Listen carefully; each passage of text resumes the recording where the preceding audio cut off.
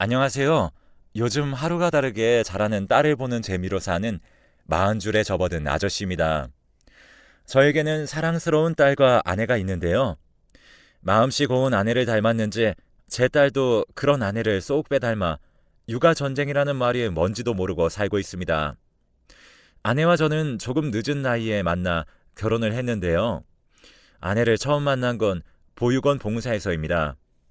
처음 아내를 보았을 때 아이들에게 환히 웃어주는 모습을 보고 첫눈에 반했었죠. 하지만 워낙에 내성적인 성격이라 먼저 다가가지 못하고 있었습니다. 그런데 어느 날 보육원 창구에서 물건을 정리하고 있었는데 아이들이 장난을 친다고 밖에서 문을 잠가버려서 그곳에 갇힌 적이 있었어요. 그렇게 1시간이 넘도록 갇혀 있었는데 밖에서 나는 인기척에 문을 열어달라고 소리를 지르자 황급하게 문을 열어준 사람이 바로 제 아내였습니다. 아내도 어리둥절하여 어쩌다 창고에 갇힌 거냐며 저를 걱정해 주었고 늘 아이들에게 화 한 번 내지 않고 웃어주던 분이 처음으로 단호하게 아이들을 꾸짖는 모습을 보며 한 번 더 반해버렸습니다. 아내는 그 보육원에서 자라 성인이 되고 다른 직장을 다니면서도 주말이면 본가에 돌아오는 기분으로 보육원으로 와서 일손도 도우며 시간을 보낸다고 하더라고요. 저를 창고에서 구해준 이후로 보육원에서 만나면 인사도 하고 가볍게 이야기도 나눌 정도로 가까워졌습니다. 저는 거기에서 더 나아가 여자분과 사귀고 싶었지만 차마 부끄러워서 입 밖으로 꺼내지는 못하고 눈치만 반년을 넘게 봤습니다. 아내도 마찬가지로 연애는 한 번도 안 해봐서 연애 쪽으로는 저보다 훨씬 더 부끄러움이 많았습니다.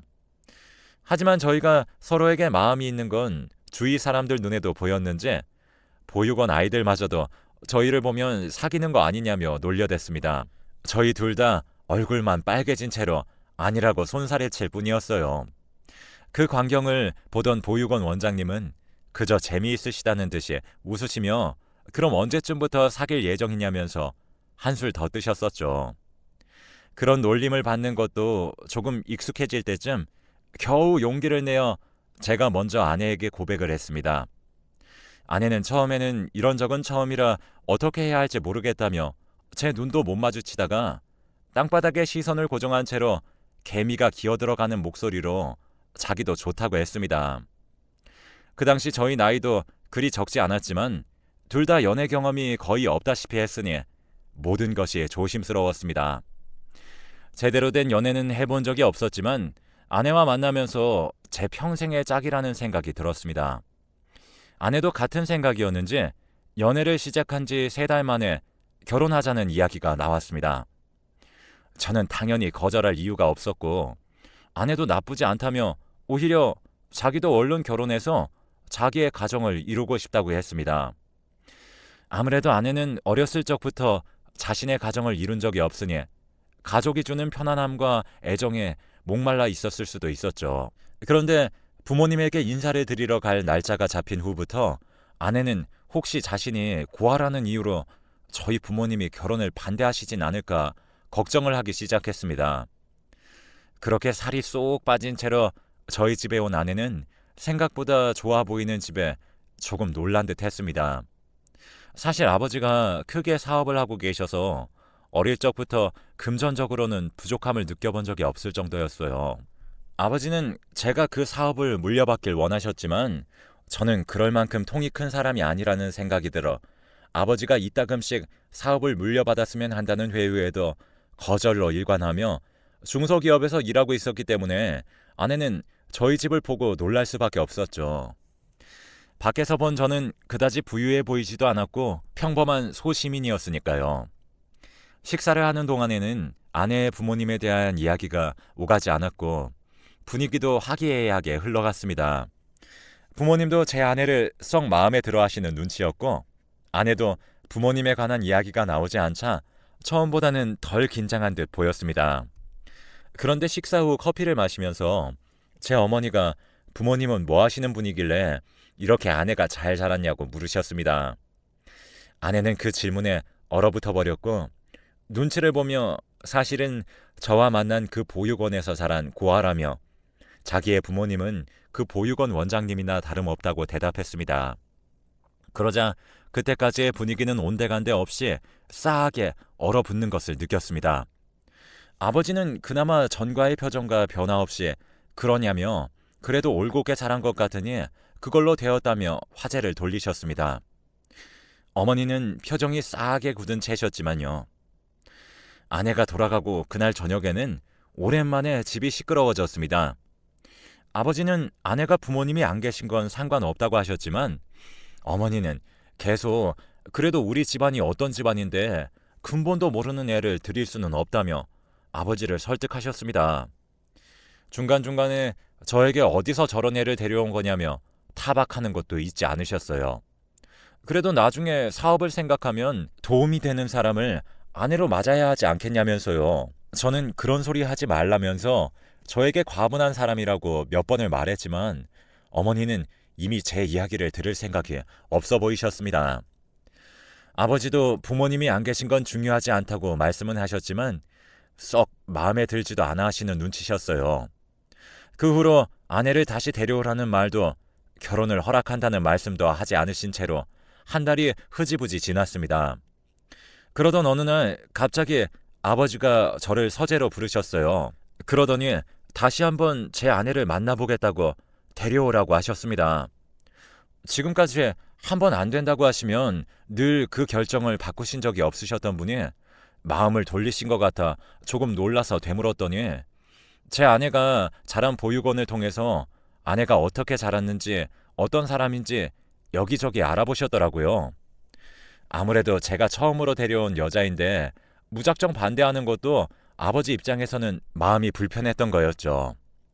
이리저리 들리는 이야기들이 다 좋은 이야기뿐이니 아버지도 한 번쯤은 더 만나보고 판단하자 생각하셨던 것이었습니다.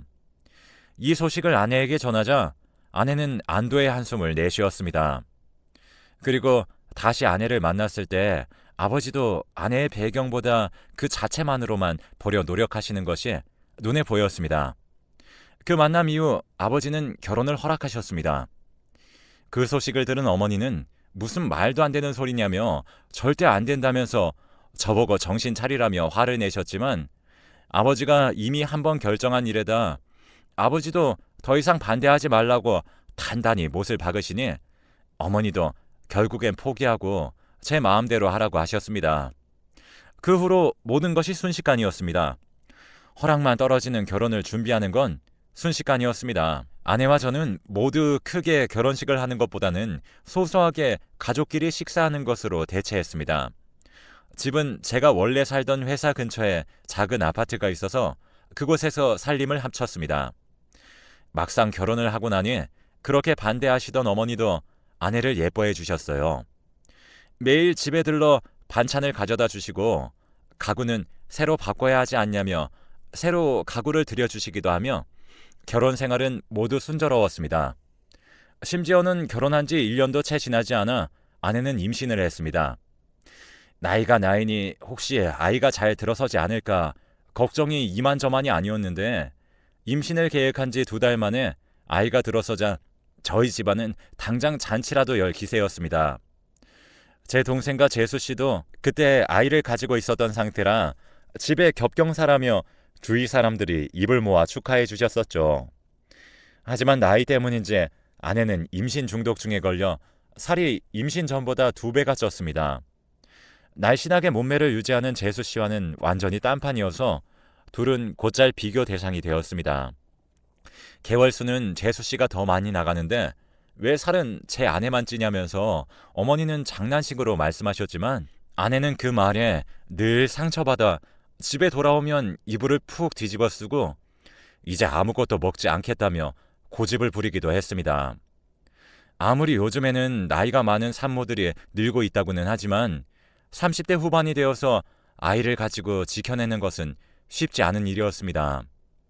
병원에 갈 때마다 임신 중독이 의심된다면서 의사 선생님이 주의를 주셨었는데 결국엔 임신 5개월 차에 임신 중독증을 진단받았습니다. 태아에게도 안 좋은 영향이 갈 수 있으니 하루 종일 옆에서 아내를 케어해 주어야 했지만 그 당시 회사의 사정이 너무 안 좋아져서 저도 매일같이 야근을 하고 집에서는 잠만 겨우 자고 다시 출근하는 지경이었습니다. 아내는 잠시만 움직여도 피로감을 느끼고 엎친 데 덮친 격으로 시력까지 점점 저하되어 갔습니다. 평생 안경 한번 써보지 않았던 아내는 이제 지나가는 간판도 겨우 읽을 수 있는 수준으로 시력이 나빠져 갔습니다. 이런 와중에 집에 혼자 있게 하려니 걱정이 이만저만이 아니라 결국엔 저희 본가에서 잠시 지내기로 했습니다. 집에는 어머니뿐만 아니라 둘째네도 살고 있었고 일하시는 분들도 많으시니 집에서 혼자 사고를 당한 일은 없겠다 싶어 그나마 마음이 놓였습니다. 그런데 한 번은 퇴근을 하고 집에 돌아오니 집이 난장판이 되어서 아내가 소리를 고래고래 지르고 있었습니다. 어찌나 격하게 몸싸움을 한 건지 어머니와 아내 그리고 그 싸움을 말리는 것처럼 보인 재수 씨마저도 얼굴이 엉망진창이었습니다. 아내는 흥분을 감추지 못한 채로 어머니에게 욕을 한 바가지 퍼부어댔습니다. 처음 보는 아내의 모습에 저도 당황하여 급하게 아내를 방으로 데리고 들어갔지만 아내는 여전히 씩씩거리면서 어머니와 재수 씨가 자기와 아기를 죽이려고 한다며 소리를 질렀습니다. 저는 일단 임신을 한 아내가 너무 흥분을 하면 좋지 않을 거란 생각에 아내를 진정시키려고 일단 원래 저희가 살던 집으로 왔습니다. 아내는 집으로 오는 길 동안에도 펑펑 울다가 화내다가를 반복하다가 집에 도착하자 기절하듯이 쓰러져 잠에 들었습니다. 일단은 저도 무슨 일인지 상황 파악을 해야겠다 싶어서 아내를 침대에 재우고 다시 본가로 돌아갔습니다. 그러자 어머니와 재수 씨가 달려나와 제 아내가 이상한 것 같다며 그동안 제정신인 사람인 척 연기한 게 틀림없다고 했습니다. 제가 무슨 일인지 차분히 이야기해 달라고 하고 이야기를 들어보니 임신 중독증을 진단받은 이후로 아내가 많이 예민해지고 어머니나 재수 씨에게도 안하무인이었다고 합니다. 저도 아내가 그 후로 조금 예민해졌다고 느끼곤 있었지만 도대체 얼마나 심하게 행동을 한 건진 가늠이 가지 않았습니다. 그런데 이야기를 들을수록 입이 떡 벌어져 다물어지지가 않았어요. 이야기 속 아내는 완전 폭군이 따로 없었습니다. 어머니와 재수 씨가 임신에 좋다는 약이나 음식을 들고 와서 나눠주면 자기 체중 관리해야 하는 건 모르냐면서 아무리 몸에 좋은 음식이라도 지금 먹으면 살쪄서 아기에게 안 좋다고 하다가도 자기에게 그 음식을 또 주지 않으면 자기들끼리만 좋은 걸 챙겨 먹는다면서 그렇게 소리를 지르고 화를 냈었다고 합니다. 거기다가 조금만 화가 나면 같은 임산부인 재수 씨의 배 쪽으로 물건들을 집어던진 일도 한두 번이 아니라고 했습니다. 이야기를 들으면서 설마 하는 마음이었지만 재수 씨까지 어머니와 함께 입을 모아서 아내를 모함할 이유는 없었으니 그 말을 믿을 수밖에 없었습니다. 다음날 아침이 밝고 저는 밤을 꼴딱 새고 회사에 연차까지 쓰고 아내가 있는 집으로 가 아내가 깨어나기만을 기다렸습니다. 눈을 뜬 아내는 평소와 같이 차분한 말투로 어제 일에 대해서 설명하기 시작했습니다. 사실은 그동안 제가 없을 때면 재수 씨나 어머니나 자기에게 몸에 좋다는 음식을 들고 왔었는데 그 음식을 먹고 나면 유독 속이 안 좋고 자꾸 헛구역질이 나오고 심지어는 먹는 족족 다 개워낼 때도 있었다고 합니다. 그러다 보니 더 예민해졌었다고요. 특히 어머니네로 들어간 후에는 꼭 아내를 방에서 쉬게 했는데 방에서 쉬다가 밥을 다 차리고 나서 저희 아내를 불렀다고 해요. 처음에는 몸둘 바를 몰라서 수저라도 놓으려고 하니 어머니가 정색을 하시면서까지 방에 있다가 자기가 부르면 나오라고 하셔서 어쩔 수 없이 그랬는데 한 번은 화장실에 다녀오다가 어머니가 다 차려진 자기 밥그릇에 가루약 같은 걸 뿌리고 섞는 걸 보았다고 합니다. 그날부터 뭔가 이상함을 느낀 아내는 어머니가 주시는 걸 다 먹지 않았다고 해요. 그 후로는 오히려 몸이 더 가뿐해지는 걸 느꼈다고 합니다. 그 이야기를 들은 저는 혼란스러웠지만 아무리 생각해도 어머니나 재수 씨가 그럴 이유는 없다고 생각했어요. 심지어 어제 아내가 휘두른 손찌검에 어머니와 재수 씨가 엉망으로 다친 걸 봤으니 더더욱 아내를 믿지 못했습니다. 몇 번이나 그게 사실이냐고 물었고 아내는 억울하다는 듯 사실이라고 했지만 믿음이 가지 않아 결국엔 일단 아이를 낳을 때까지는 혼자 집에서 지내라고 했습니다. 차마 저도 그 집에서 아무렇지 않게 지낼 자신이 없었습니다. 아내를 도와줄 사람을 부를 테니 그동안은 제가 본가에서 가서 지내겠다고 했습니다. 아내는 처음에는 왜 자기 말을 믿지 않냐며 화도 내고 울고불고 했지만 제가 묵묵부답으로 제 남은 짐을 싸고 있으니 그냥 가버리라고 했습니다. 그 후로 아내와 저는 원래 부부가 아니었던 사람들처럼 연락도 하지 않고 지냈습니다. 그런데 아내에게 새벽에 전화가 왔습니다. 평소엔 연락도 없다가 새벽에 연락이 오니 덜컥 겁이 나서 허겁지겁 전화를 받았습니다. 수학이 넘어 아내는 고통에 신음하며 양수가 터진 것 같다면서 자기가 너무 아파서 꼼짝도 못하겠다면서 구급차가 와도 문도 못 열어줄 것 같다고 얼른 와서 자기를 병원에 데려다 달라고 했어요. 그 말을 듣고 저도 혼비백산해서 집으로 단숨에 달려가 아내를 병원에 데려갔습니다. 집에 갔을 땐 이미 아내는 정신을 잃기 일보 직전이었습니다. 다행히 병원에 가자마자 수술을 통해서 아이는 잘 태어났습니다. 예정일보다 한 달이나 일찍 태어나 몸이 남들보다 약하긴 했지만 그래도 크게 아픈 곳은 없어 다행이었습니다. 한 달 만에 본 아내의 얼굴은 안쓰럽기 그지 없었습니다. 아내는 정신을 차리자마자 엉엉 울면서 아이는 괜찮냐며 먼저 걱정했습니다. 아이가 태어났다는 소식에 아내가 자란 보육원 원장님과 아버지도 병원으로 달려오셨습니다. 아버지는 제 아내의 손을 잡으시더니 그동안 고생이 많았다면서 이제 그럴 일은 없을 거라고 하셨습니다. 제가 무슨 말인가 싶어 아버지를 보자 아버지는 제게 호통을 치시며 하나뿐인 아내도 제대로 지키지 못하는 녀석에 아이라고는 어떻게 키워내겠냐며 저에게 가장의 자격이 없다고 하셨습니다. 아내는 그런 저희 아버지를 보며 눈물을 흘리고만 있었고요. 알고 보니 저에게 거짓말을 한 것은 아내가 아니라 어머니와 재수 씨였습니다. 아내 말대로 살찌는 약을 섞어 매번 아내에게 가져다 주었고 아내가 임신 중독증에 걸려 아이를 유산하게 할 심산이었던 겁니다. 하지만 어머니와 재수 씨가 그럴 만한 이유를 전혀 이해할 수가 없어서 아버지에게 그게 무슨 소리냐며 어머니가 그럴 이유가 없지 않겠냐고 되받아쳤습니다. 그러자 아버지가 모든 걸 이야기해 주었습니다. 사실 제 어머니가 친어머니가 아니라고요. 저를 낳아주신 친모는 워낙에 몸이 약해서 저를 낳고 시름시름 앓으시다가 제가 두 돌이 되기도 전에 돌아가셨고 지금의 어머니는 제가 5살 때 재혼을 한 새어머니라는 사실을요. 어머니 입장에서는 친자식이 아닌 제가 회사를 물려받는 것보다 자기의 핏줄인 둘째가 회사를 물려받았으면 했었겠죠. 재수 씨도 그건 마찬가지였고요. 그런데 제 아내가 아버지에게 이쁨 받는 것 같아 보이자 괜히 아버지가 다시 저에게 회사를 물려받으라고 할까 불안해하는 것이 다 티가 났다고 합니다. 집에서 일하는 사람들끼리도 어머니와 재수 씨가 욕심이 덕지덕지 붙었다며 수군거리는 것을 아버지는 다 알고 계셨다고 해요. 하지만 그렇게 약까지 써가면서 제 아내를 괴롭히는 것까지는 눈치채지 못하셨다고 합니다. 집에서 한바탕 했던 그날 밤 아버지가 집에서 있었던 일을 들으시곤 먼저 제 아내에게 연락해서 미안하다며 새어머니와 둘째네를 쫓아낼 테니 조금만 기다려달라고 하셨다고 합니다. 그 이후로 아버지는 집안에서 일하는 사람들을 시켜 어머니와 재수 씨가 그동안 제 아내에게 먹인 약들을 알아내고 증거를 모으라고 했습니다.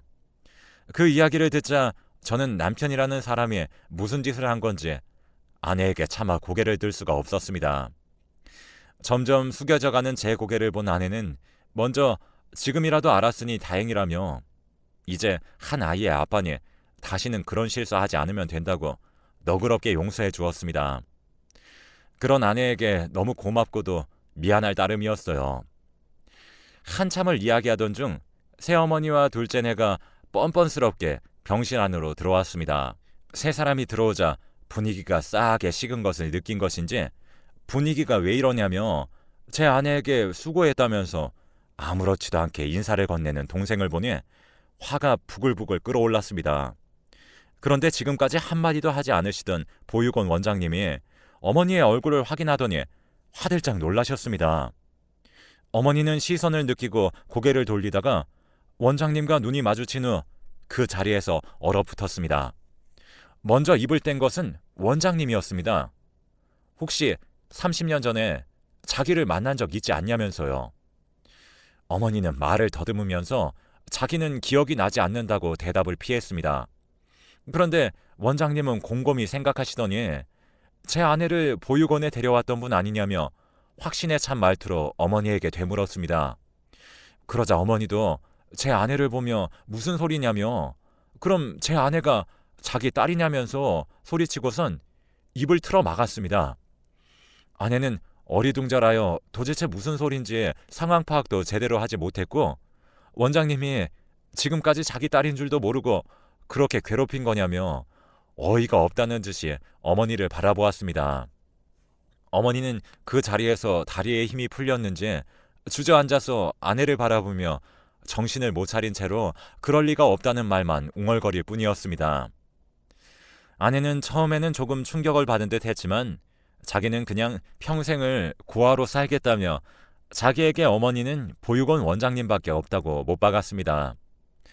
그제야 어머니는 정신을 차렸는지 미안하다며 몰랐다면서 보고 싶었다고 아내에게 달려들었지만 저에게 순식간에 제지되었습니다. 아버지는 한숨을 푹 내쉬시며 어떻게 할지는 제 아내에게 전적으로 맡긴다고 하셨고 아내는 마음 같아서는 감옥에 넣어버리고 싶지만 그럴 필요도 없이 이미 저 바다 끝에서 사는 사람인 듯하니 그냥 다시는 안 보고 살고 싶다 했습니다. 아버지는 아내의 뜻에 따라 그렇게 하자며 둘째를 호적에서 파버리고 어머니였던 사람은 다시는 저희 눈에 띄지 않는 조건으로 고소를 하지 않겠다고 겁을 주어 내쫓아버렸다고 합니다. 그 이후로 2년이 지나 저희 딸이 두 돌이 되었습니다. 그동안 아버지와 저희 가족은 일주일에 한두 번은 함께 저녁 식사를 하면서 행복하게 일상을 보내고 있습니다. 아내는 이런 가정을 가져본 것이 처음이라 너무 소중하다면서 행복해합니다. 저도 그런 아내를 보고 있으면 절로 웃음이 납니다. 이렇게 행복하기까지 우여곡절이 많았지만 결국엔 나쁜 짓을 하면 다 드러나서 벌을 받더라고요. 여러분들도 행복하게 사세요.